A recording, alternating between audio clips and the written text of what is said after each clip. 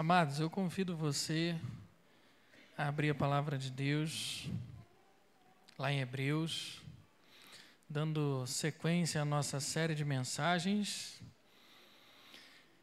que a gente está expondo, né? Toda essa epístola aos Hebreus, e a gente já passou da metade, a gente está avançando para a reta final, e hoje a gente vai continuar no capítulo 10, que foi iniciado no domingo passado pelo presbítero Júlio, até o verso 18, e hoje a gente vai continuar do verso 19 até o verso 25. Tá? A gente alterou um pouquinho do cronograma que a gente tem anual de sermões. Lá no cronograma está do verso 19 até o verso final, não é? 39.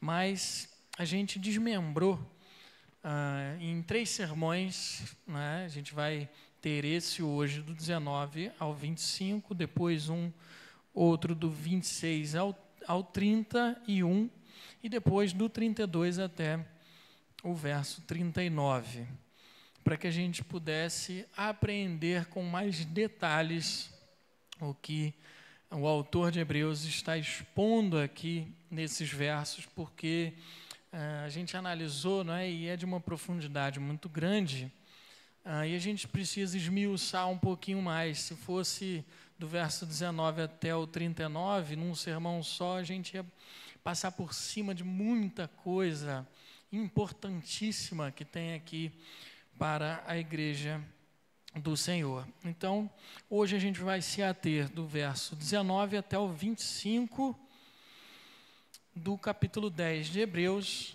e eu vou fazer a leitura desse texto e vou pedir que você me acompanhe nessa leitura, mesmo assentado em reverência à palavra do nosso Senhor. E nós já oramos, pedimos, né, através do presbítero, que o Senhor nos ilumine, nos abençoe.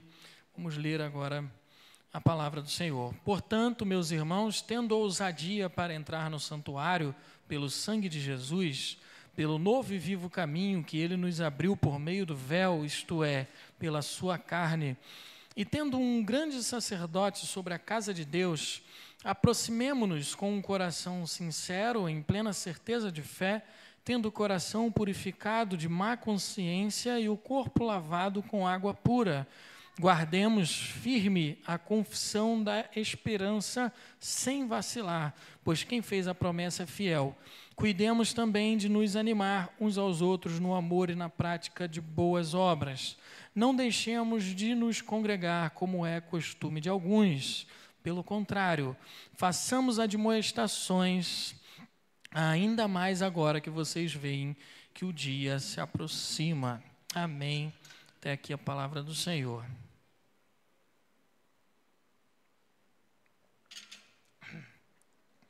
O ano está se encerrando, né? Hoje não é o último culto da igreja, porque a gente vai ter o culto da virada, né? Na terça-feira, dia 31 para o dia 1º, mas quarta já é 2025.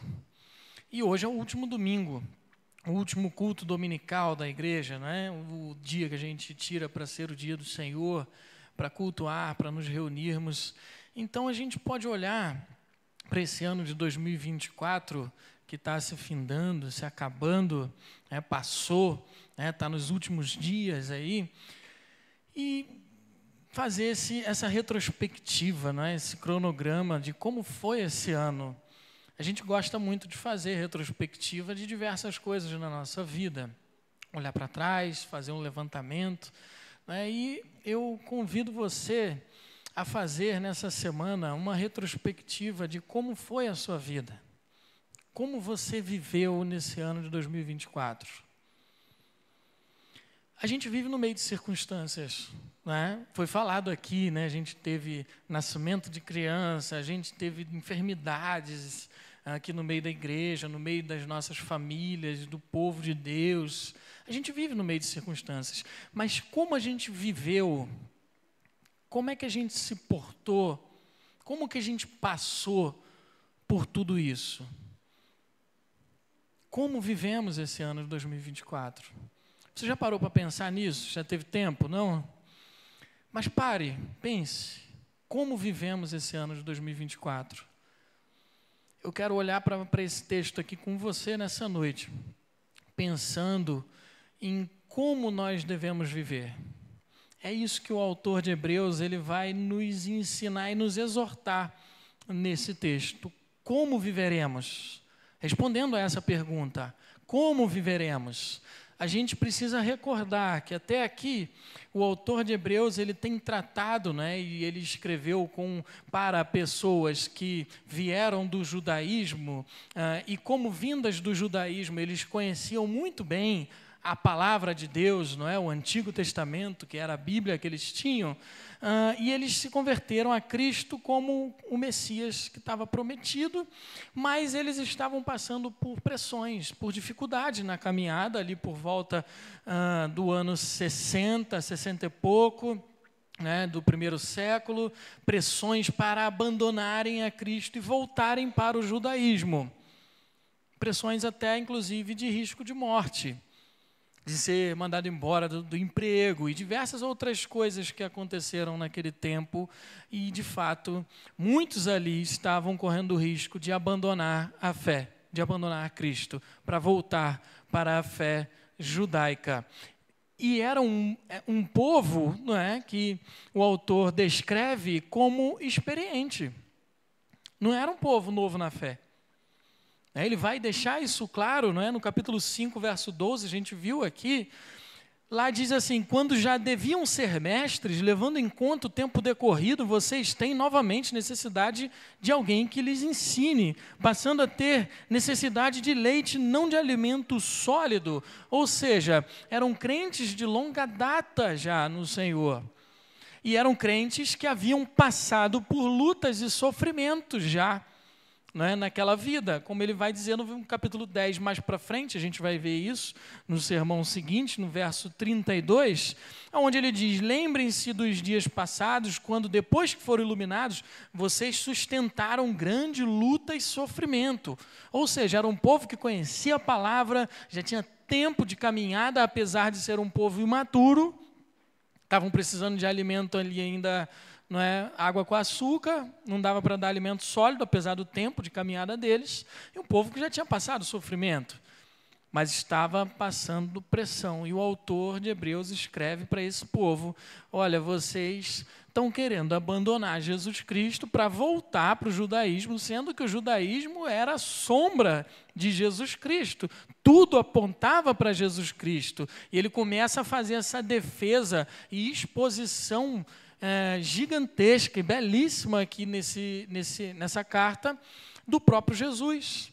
E ele mostra como que Jesus ele é superior aos anjos, superior a Moisés, superior à lei, superior a todo o sacerdócio levítico, porque ele é da linhagem de Melquisedeque, a gente viu tudo isso aqui, né? Como que o sacerdócio de Cristo é eterno, e isso foi se desenrolando até no início desse capítulo 10, no domingo passado a gente viu com o Júlio, como que nesse sumo sacerdócio de Jesus Cristo, que substitui a antiga aliança, ele oferece um sacrifício a Deus perfeito, final, conclusivo, de forma que não precisa mais de sumo sacerdote, não precisa mais de sacerdote, não precisa mais de sacrifícios por perdão de pecados, porque o sangue de Jesus Cristo vertido na cruz, que foi o próprio sacrifício que ele ofereceu como sumo sacerdote, o seu próprio corpo, como Cordeiro de Deus, foi, é e sempre será suficiente para perdoar e purificar os pecados de todo o seu povo. Então ele mostra aqui para esse povo que estava, né, sofrendo uma pressão ali, acho que eu vou abandonar e tal, o negócio está ficando feio aqui para a gente, né? Estão passando a espada na cabeça de alguns, né? Vamos voltar para lá, lá não está tendo esse problema. E aí ele fala, olha, se vocês voltarem, vocês estão apostatando da fé. E a gente viu a apostasia aqui, como que o autor ele trabalha isso. Vocês estão abandonando o próprio Cristo. Aí, diante de todo esse cenário, não é? Ele expõe como que Jesus Cristo ele faz essa mediação do povo com Deus e mostra agora, nesse texto que a gente leu, começando aqui, como que esse povo, na verdade, deveria perseverar vivendo para o Senhor. E aí ele pontua algumas coisas aqui nesse texto, que apesar de ser pequeno, ele é um texto extremamente rico aqui de orientação. E a primeira coisa que a gente vê que o autor ele mostra aqui, como eles deveriam viver diante de todo esse cenário caótico que eles estavam vivendo, mas de que a nova aliança já estava instaurada e substituindo a antiga aliança no sangue de Cristo, eles deveriam viver em comunhão e intimidade, caminhando com Deus. É os primeiros versos do que ele diz aqui, portanto, meus irmãos. Ou seja, ele está concluindo, diante disso tudo aqui, tenham ousadia para entrar no santuário pelo sangue de Cristo, pelo novo e vivo caminho que ele nos abriu por meio do véu, isto é, pela sua carne, tendo um grande sacerdote sobre a casa de Deus. Aproximemo-nos com um coração sincero, em plena certeza de fé, tendo o coração purificado, de uma consciência, o corpo lavado com água pura. Então o autor ele começa a falar para eles aqui, olha, diante disso tudo, como que vocês devem viver? Se aproximando, entrando naquele lugar, aonde lá no judaísmo que vocês estão querendo voltar, ninguém podia entrar, que é o Santo dos Santos. O que era o Santo dos Santos? A gente precisa olhar lá para o início, né, da criação de tudo, para entender o que simboliza, o que significava o Santo dos Santos ali para o povo hebreu. Né? Primeira coisa, a gente vai ver, né, e o Vitor, o reverendo Vitor, ele pontua isso no livro dele sobre missões, eu achei isso fantástico, não é? Como que ele mostra que lá no Éden, o jardim do Éden, tendo aquele relacionamento perfeito de Deus e a criação ali antes da queda, e a criatura, né, o homem, Adão e Eva, o jardim simbolizava ali o lugar onde havia a presença de Deus no meio do seu povo. Porque era tete a tete ali. Era Adão, né, e Eva com Deus. Eles estavam diretamente na presença de Deus lá no jardim antes da queda.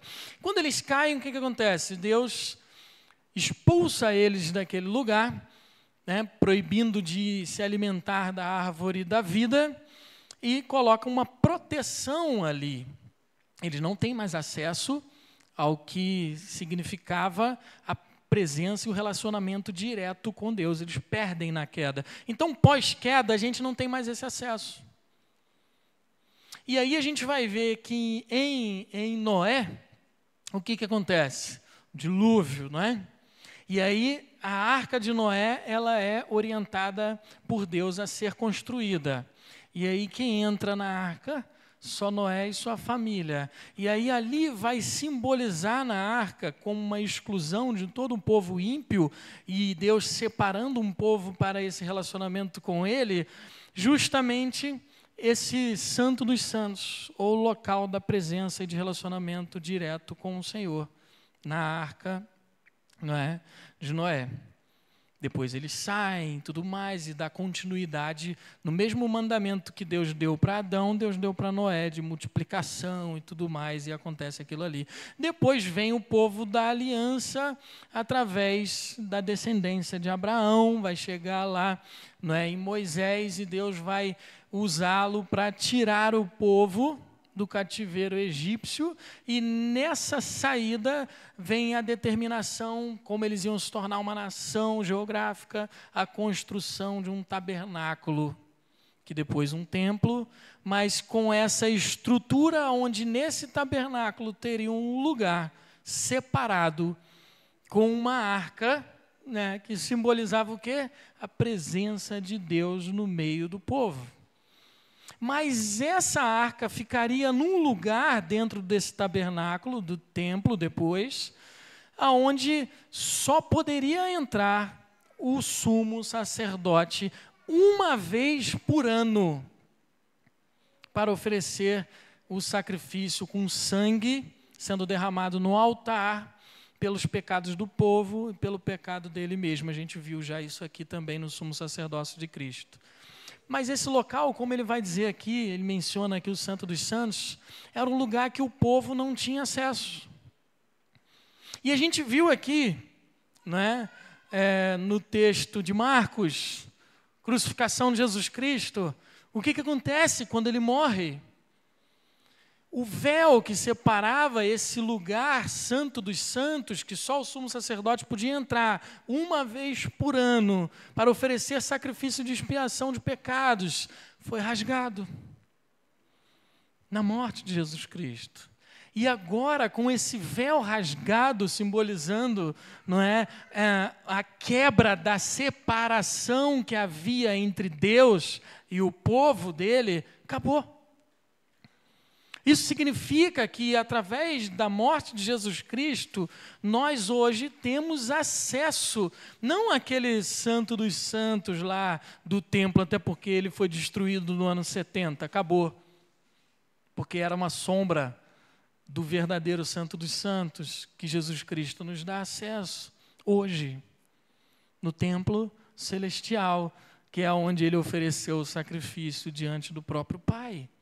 Então hoje, o que o autor está dizendo aqui? Nós devemos caminhar com Deus, através desse acesso que nós recebemos em Jesus Cristo, um acesso que o povo lá israelita não tinha.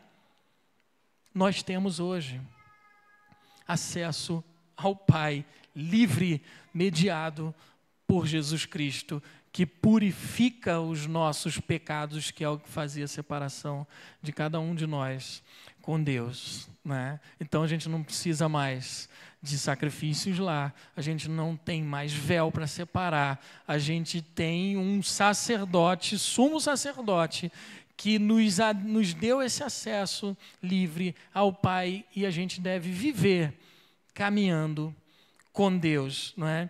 E a gente vai ver como que ele vai pontuar aqui que a gente deve viver nesse novo e vivo caminho, com duas palavrinhas que ele coloca aqui, no verso 19 e no verso 22, com intrepidez, que tem o sentido de plena certeza, de convicção. A gente vai com total certeza à presença do Pai agora, não tem dúvida de que a gente tem acesso ao Pai. A gente tem plena convicção, porque não é pelos nossos méritos, mas pelos méritos de Jesus Cristo. E com certeza de fé, obviamente, a fé que o próprio Cristo é o autor e consumador, não é?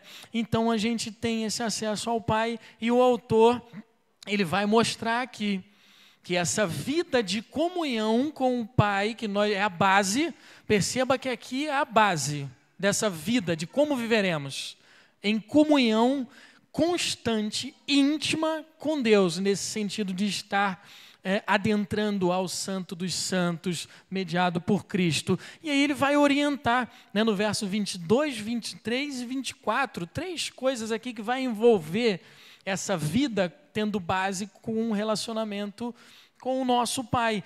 Ele vai dizer no verso 22, aproximemo-nos com um coração sincero. E ele vai dizer no verso 23, guardemos firme a confissão da esperança. E ele vai dizer no verso 24, cuidemos, consideremos também de nos animar uns aos outros. Então são três exortações aqui básicas que a gente vai ver que é o que vai pautar a nossa vida como igreja, como povo da aliança, que vive com acesso direto ao Pai, ao Santo dos Santos. E esse primeiro aqui de se achegar, de se aproximar aqui com um coração sincero, Martin Lloyd Jones, ele comentando esse texto, ele vai afirmar que somente quando estou próximo a Deus em Cristo é que eu sei que meus pecados são perdoados. Eu sinto o amor dele, eu sei que sou filho dele e eu desfruto das bênçãos incontáveis de paz com Deus, paz interior e paz com os outros. Eu fico consciente do amor dele e me é dada uma alegria que o mundo não pode dar e nem tomar. Isso aqui é só quando a gente se achega ao Santo dos Santos, no relacionamento íntimo e direto com o nosso Pai, mediados e confiados por Cristo. E meu irmão, eu te pergunto, nessa questão da vida, como temos vivido, como você tem se achegado a Deus. Você já parou para pensar nisso? Como está a sua vida de intimidade com esse Deus? E aí a gente começa a responder mais perguntas. Quanto tempo a gente passa do nosso dia pensando no nosso Deus? Que a gente pensa um monte de coisa, né? Nossa mente não para. Mas quanto a gente direciona a nossa mente para pensar em Deus, a sua grandeza, a sua majestade, as suas maravilhas, as suas bênçãos? Quanto tempo do nosso dia, desse ano que passou, a gente gastou lendo a palavra de Deus? Vida de oração. Como tem sido a nossa vida de oração? Será que a gente lê só quando vai dormir? Ou ora quando vai dormir? Ou ora só quando vai comer, né? Aquela oração, abençoa a comida e tudo mais, obrigado. Ou só quando está na igreja? Como tem sido a nossa vida de oração, irmãos? A gente corre um risco muito grande de estar, às vezes, morno, sem se atentar para como nós temos vivido, se de fato caminhando com Deus, ou levado pelo século, ou levado pelo mundanismo, ou levado por todas as influências e ventos de doutrina desse mundo, que pauta às vezes a nossa agenda, até a ponto de não sobrar tempo da nossa agenda para falar com Deus, para ouvir a sua palavra, para gostar de estar aqui nesse culto público. Às vezes até o prazer de estar aqui a gente perde. Como temos vivido a nossa vida, irmãos? Mas o autor ele vai continuar aqui, né, na segunda a parte, onde ele fala no verso 23, de guardar firme a nossa confissão da esperança. Porque a gente tem acesso ao Pai, ganhado, conquistado por Cristo, a gente tem esse relacionamento agora íntimo com o Senhor, de forma que a gente vai buscar ter intimidade com Ele, porque Ele nos deu essa condição, e a gente recebe, irmãos, com isso uma vida eterna. A gente recebe ainda uma vida que vai para além dessa, uma esperança que absolutamente nada nesse mundo também vai dar. Somente Cristo, nesse acesso que Ele nos dá ao Pai, pode nos conceder salvação e vida eterna. Então, nada nesse mundo pode tirar essa esperança que a gente recebe do próprio Senhor, de ter uma vida que nem a morte pode nos separar mais dessa vida com Deus, pela eternidade perfeita. Por isso ele fala que vocês estão aí, né, sofrendo pressão e tudo mais. Guardem firme a esperança de vocês, essa confissão. Não amoleçam diante das pressões do mundo, porque nada lá vai te dar isso aqui, que só Cristo pode dar, e deu. E ele já vem falando disso o tempo todo aqui na epístola, capítulo 3, verso 6, ele já disse, se guardarmos firme a ousadia e a exultação da esperança, nós somos o quê? Casa de Deus. Casa de Deus. Se guardarmos firme a ousadia e a exultação da esperança. Senão, não é. A gente viu isso aqui. Ele fala no verso 3, no capítulo 3, verso 14 também, porque temos nos tornado participantes de Cristo, se de fato guardamos firme até o fim a confissão que desde o princípio tivemos. Se guardar isso aqui que a gente recebeu, esse tesouro do Evangelho, dessa esperança que só o Senhor nos dá. E ele diz no capítulo 4, verso 14, tendo, pois, a Jesus, o Filho de Deus, como grande sumo sacerdote que penetrou os céus, conservemos firmes a nossa confissão. Conserve, guarde, preserve, não se esconda ou não negue essa confissão da esperança que o Senhor te deu, por mais que o mundo caminhe contrário à palavra de Deus e você morra por causa disso. Muitos morreram, de fato, por causa disso. E muitos morrem hoje, em diversos lugares por aí, por conta dessa confissão da esperança que Jesus Cristo concede. E às vezes a gente está aqui brincando de ser crente, porque nem para a igreja a gente quer vir. Imagina se botarem uma arma na nossa cabeça. Mas ele continua, não é? Que é talvez, partindo para a conclusão, um dos pontos centrais aqui da vida com o Senhor, que é uma vida unida na prática do amor. Verso 24 e 25, onde ele vai dizer: cuidemos também de nos animar uns aos outros no amor e na prática de boas obras. Não deixemos de nos congregar, como é costume de alguns. Pelo contrário, façamos admoestações ainda mais agora que vocês veem que o dia se aproxima. Vou até beber uma água porque aqui o negócio começa a ficar mais difícil.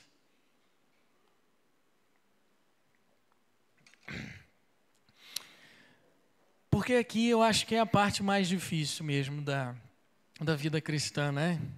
A gente teve uma conversa hoje de manhã na escola dominical sobre essa ideia de comunhão, essa ideia de vida, né, com o nosso irmão, de viver uma vida ética, com a ética do reino dos céus, como cidadãos do reino dos céus. E esse texto aqui é um dos mais belos que vai falar sobre isso. Ele fala: consideremos uns aos outros. A ideia aqui dessa palavra que o autor está colocando aqui, grega, é observar, é entender, é fixar os olhos ou a mente em alguém, de preocupação com essa pessoa. Então, o que o autor está dizendo aqui é que a gente cuide uns dos outros. Que a gente tenha cuidado com o nosso irmão, cuidado de apreço, de perceber as lutas, as dificuldades da vida dele. Não é, vamos considerar um ao outro aqui, parece tão vago. E a gente pode bater no peito e dizer: eu estou considerando o meu irmão. Está considerando mesmo? Você sabe o que é isso? Isso é muito profundo, irmãos. O propósito do autor aqui é dizer para aqueles irmãos: olha, vocês estão sofrendo pressão aí, tem muita gente querendo abandonar. Se vocês não viverem dessa maneira, vocês vão sucumbir mesmo. Se vocês não se animarem, vocês vão sucumbir mesmo. Se vocês não se amarem, vocês vão sucumbir mesmo. Porque vocês não vão estar vivendo como cidadãos do reino dos céus, como Cristo nos chamou para viver. E como Cristo nos chamou para viver? Amando o nosso próximo como a nós mesmos. A gente leu aqui Romanos capítulo 13, verso 8, um texto que às vezes a gente passa por cima, né? Igual um avião lá no alto, você nem vê. Vai embora. O que esse texto aqui está dizendo? Olha que interessante. Não fiquem devendo nada a ninguém. Ou seja, não deva nada a ninguém, tá? Exceto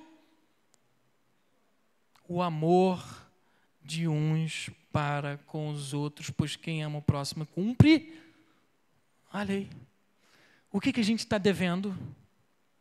O amor uns para com os outros. Paulo está mostrando aqui como se isso fosse um débito contínuo na nossa vida. É como se a gente estivesse sempre esse débito de amar o nosso próximo. Isso nunca vai acabar. A gente sempre vai precisar amar o nosso próximo, a ponto de dizer: não, já amei demais, já esgotei o limite do amor pelo meu irmão. Não existe isso. A gente está em débito contínuo no amor com o nosso irmão, porque a gente deve amá-lo sempre e sempre.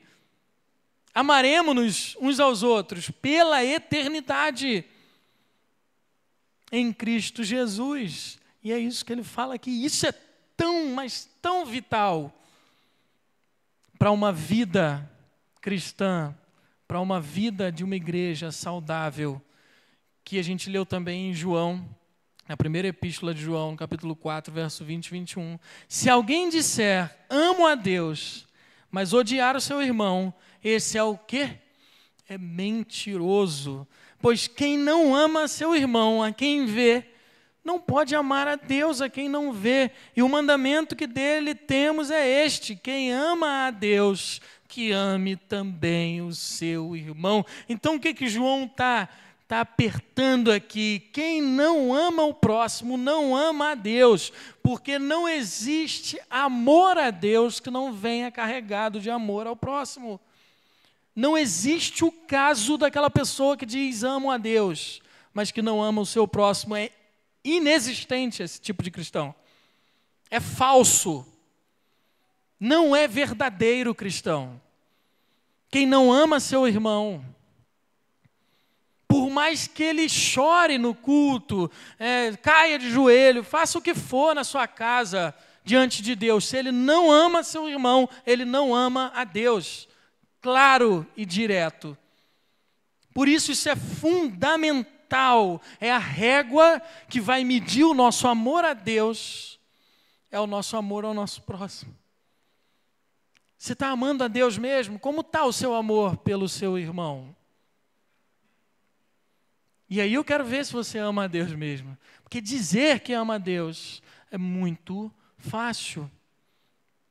Mas amar o nosso irmão é que está o problema. A maior dificuldade da nossa vida talvez seja essa, porque não é só mostrar com palavras, mas principalmente com boas obras, com atitudes. Por isso que ele coloca aqui amor e boas obras, porque não tem como andar separado isso aqui. Não tem como eu dizer que eu amo meu irmão se eu não sirvo a ele, se eu não pratico boas obras para o bem dele, se eu não cuido dele, se eu não me atento para as suas dificuldades, se eu não me atento para a sua luta contra o pecado, por exemplo, se eu prefiro tacar pedra, eu não estou amando. Se eu taco pedra no meu irmão, por mais que eu diga que ama, que ame. Isso é muito sério, irmãos. Infelizmente, o que acontece muitas vezes na vida da igreja, não é? Obviamente, a gente não está falando de ímpio, a gente está falando de crente aqui, que é para quem essa carta foi escrita. Muita gente que ama a si mesmo, mas esquece de amar o seu próximo como a si mesmo. E só ama a si mesmo. Se ama mais do que até a Deus às vezes. Mas não ama o seu próximo. E esquece que a ordem não está focada do mandamento em amar a si mesmo, mas o próximo, como a si mesmo. Sem isso, o seu amor a si mesmo, ele é idólatra. Idólatra. A gente está idolatrando a nós mesmos, se o nosso próximo ele não é amado como a nós mesmos, não é? E a gente vive de maneira egoísta, muitas vezes, de maneira particular, sem entender esse aspecto do corpo de Cristo, que é um corpo com várias partes diferentes umas das outras, com particularidades. Ninguém aqui foi criado igual. E a gente às vezes quer viver sozinho, de maneira autônoma, de maneira individualista, afastado desse corpo que o Senhor nos incluiu nessa cidadania celestial. E quando o autor diz para a gente se estimular, né, estimular uns aos outros, né, a essa prática do amor e das boas obras, o sentido é que ao invés de vivermos uma vida individualista, não é aquela vida que não faz diferença para ninguém na vida do outro, eu não estou preocupado com o outro, eu prefiro me fechar e viver sozinho. Não interfiro na vida do meu irmão, nem para bem nem para mal. Estou neutro na história. Não é isso. O estimular uns aos outros é vivermos uma vida que de fato incite no outro, provoque no outro uma vontade de amar a Deus e de servir ao Senhor e ao próximo também. Então a gente deve influenciar os nossos irmãos nesse sentido de estimular que ele tenha uma vida também de amor a Deus e de serviço, que é prática das boas obras. Não é uma vida neutra. Eu me ausento da comunhão da igreja para não interferir, né? Nem para cá, nem para lá. Não existe isso. Richard Phillips, ele provoca essa citação aqui dele do comentário, é muito rica. E ele diz: a nossa conversa e o nosso exemplo deve resultar em amor e boas obras na vida de outros crentes. Ou seja, a conversa que a gente tem, o exemplo que a gente dá, deve fazer o quê? Resultar em amor e boas obras na vida do outro crente. E aí ele fala: deixe-me perguntar a você então, se a maneira como você lida consigo mesmo estimula os outros a levar a sério o que a Bíblia ensina. E aí ele faz umas perguntas. O seu conselho contraria a lógica mundana e enfatiza as exigências e promessas de Deus? Quando você aconselha, não é, alguém, como você está aconselhando? O seu comportamento estabelece um modelo útil para os crentes novos e fracos? A forma como a gente vive aqui no meio está influenciando como um modelo útil para os novos crentes, para aqueles fracos na fé, a se levantarem, a aprenderem a viver essa vida cristã da maneira como o Senhor nos ordena? Se não, você não está causando o impacto que deveria para a obra de Cristo na igreja. Se a gente não está influenciando o nosso irmão a viver uma vida digna do Evangelho, através da nossa vida sendo vivida de maneira digna do Evangelho, a gente não está cumprindo com o nosso papel no corpo de Cristo. A gente está falhando com a nossa cidadania celestial. E, infelizmente, irmãos, uma das primeiras evidências de um cristão que lhe falta o amor a Deus e ao próximo é se ausentar da adoração a Deus com os irmãos, ou seja, se ausentar da unidade que é a igreja. Porque quando o crente ama a Deus, irmãos, ele expressa seu amor indo ao culto do Senhor, pois ele entende que fora disso não existe relacionamento com Deus. E ele sabe que Deus está presente, é no meio da sua igreja. Não essa estrutura física, mas nós que somos a igreja do Senhor. E por isso a gente não abandona isso. A gente não inventa 1001 desculpas esfarrapadas para não congregar, para não estar aqui. Pelo contrário, a gente sente prazer em comungar e viver em união com os nossos irmãos. Alegria. Meus irmãos, é muito triste, mas muito triste a gente ver pessoas que confessaram a Cristo aqui na frente como Senhor e Salvador da sua vida e hoje caminham afastados sem se preocupar com a comunhão do corpo de Cristo, sem se preocupar com o culto público, sem se preocupar com as reuniões, seja qual ela for, do povo santo. E eu não estou dizendo aqui daqueles que, em momentos específicos da sua vida, em certas circunstâncias que ele passa, ele vai acabar se afastando por dado momento, mas que sente falta dessa comunhão, sente o desejo de estar congregando, por mais que as circunstâncias às vezes impeçam. Ele sente que não é a vida que ele deveria estar levando, afastado da comunhão. Mas eu estou falando daqueles que, de fato, não estão preocupados mesmo em congregar, que procuram qualquer coisa na sua agenda para tomar o lugar da congregação do povo de Deus, porque aqui parece que se tornou um lugar comum, uma prática comum de rotina, como outros compromissos da vida. E aí qualquer outro compromisso da vida pode tomar o lugar desse. Porque esse aqui já esvaziou de valor. Porque já não tem mais amor a Deus.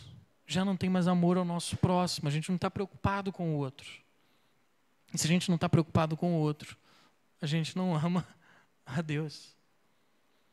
Simples assim. Por outro lado, há aqueles que vivem no meio da igreja de Cristo, e são frequentes até, mas que não ajudam os outros. Tem aqueles que estão afastados, tem aqueles que estão no meio, mas que não estimula no amor e na prática das boas obras, que não ama mais o seu irmão, quanto mais o dia se aproxima, como o autor ele exorta aqui. Infelizmente, e talvez aqui está o pior problema da igreja. Muitos vivem no meio da igreja só para criticar, só para fiscalizar a igreja, só para apontar, só para enterrar o irmão que caiu ou que está caindo. E fazem isso através, principalmente, do que destrói uma igreja local. Fofoca, maledicência nos corredores da igreja. Isso aqui é demoníaco. Demoníaco. Se tem uma coisa que eu guardo no coração, é a orientação do pastor Franklin Ferreira, nosso professor lá no seminário. Que ele falou que a coisa que mais a gente deve se atentar com cuidado para a igreja, que destrói a igreja, é fofoca. E a pessoa que está vivendo nesse ambiente, dessa maneira, ela está fazendo o quê? Estimulando no amor e na prática de boas obras, mesmo que esteja todo dia na igreja. Não está. E fazem isso também quando não servem à igreja mais. Não praticam boas obras mais aqui de serviço uns aos outros nesse corpo de Cristo, mas criticam de quem está servindo. São aquelas pessoas que estão de fora olhando os outros servindo e criticando essas pessoas que estão servindo. Ah, porque isso aqui não é assim, isso aqui é assado, isso deveria ser assim, isso deveria ser assado. Ah, que eu faria melhor e tal, mas não faz. Não serve a igreja de Cristo. Por mais que esteja aqui todo dia, não importa. Se você não vive isso aqui. Ou aquela pessoa que só participa das coisas quando isso acontece às vezes, quando é alguém do seu vínculo mais próximo que está organizando, né? Ah, meu amigo que está organizando aqui, meu fechamento e tal, então eu vou participar aqui dessa atividade aqui, para dar um apoio. E Deus fica onde nessa jogada? Se a gente age assim, a gente está sabotando a igreja. A gente está sabotando a igreja de Cristo. Se a gente coloca motivo A ou B para servir. Se não, porque a gente está servindo a Deus e Ele ordenou a gente a servir. Esse é o motivo de servir. Não é porque o fulano é meu amigo, não é porque eu tenho que servir. Porque Deus me chamou para servir. Ou, quando servem, mas fazem esse serviço como se fosse algo ruim, pesaroso, como se estivesse fazendo um favor para a igreja ou até para Deus. E aí já deixou de ser boa obra, porque não é boa, é um peso. E aí a pessoa faz, mas que coisa ruim, que chato, tem que fazer isso, né? Tem que servir ali naquela, é muito ruim isso aqui. Vai reclamando, murmurando, com má vontade. Também não está dando uma boa demonstração de estimular o irmão no amor e na prática de boas obras. Não está. E isso acontece também. E eu te pergunto, quem faz essas coisas aqui, vive dessa maneira aqui, está estimulando os irmãos a quê? A prática do amor e boas obras? Obviamente que não. Portanto, queridos, que a gente viva aqui a nossa vida como servos do Altíssimo, buscando intimidade com o nosso Deus, pelo livre acesso que Cristo conquistou por nós. E nesse ano de 2025, ou melhor, hoje, se propõe a ajudar o seu irmão. Não só aqueles mais chegados, mas todos os que precisam de ajuda e estiver ao seu alcance. Se propõe a viver uma vida que estimule a seus irmãos ao seu redor a amar mais, a servir a Deus e a comunidade da fé mais.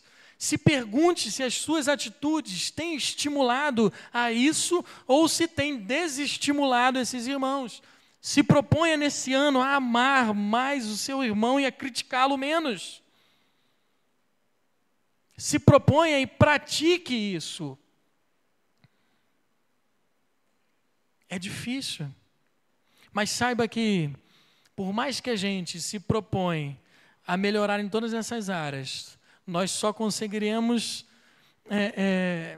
realizar isso de maneira satisfatória ao Senhor, através da própria força que o Senhor nos concede. Então, por isso, nesse ano que se inicia, se proponha a orar mais. Eu tenho certeza que você tem mais tempo na sua agenda. Ore mais. Leia mais a palavra de Deus e estude-a com afinco e com prazer. Prazer. Se proponha a congregar mais, a valorizar mais as reuniões da igreja, porque é a reunião do povo da aliança, do povo de Deus, e foi dessa maneira que Deus nos chamou para nos relacionarmos com Ele, dentro desse povo santo que Ele nos incluiu e não fora. Que maravilha, irmãos, é estarmos aqui nessa noite, cultuando dessa maneira, vivendo esse momento de relacionamento com o nosso Pai e com o nosso próximo. Eu louvo a Deus de profundo coração por tudo que Ele tem feito aqui nesse lugar. Muita coisa foi falada aqui. Como Ele tem edificado essa igreja e tem dado crescimento saudável a essa igreja. Como que Ele tem levantado servos e obreiros para se estimular no amor e na prática de boas obras. Eu glorifico a Deus por isso. E clamo a Ele para que Ele nos fortaleça ainda mais em 2025.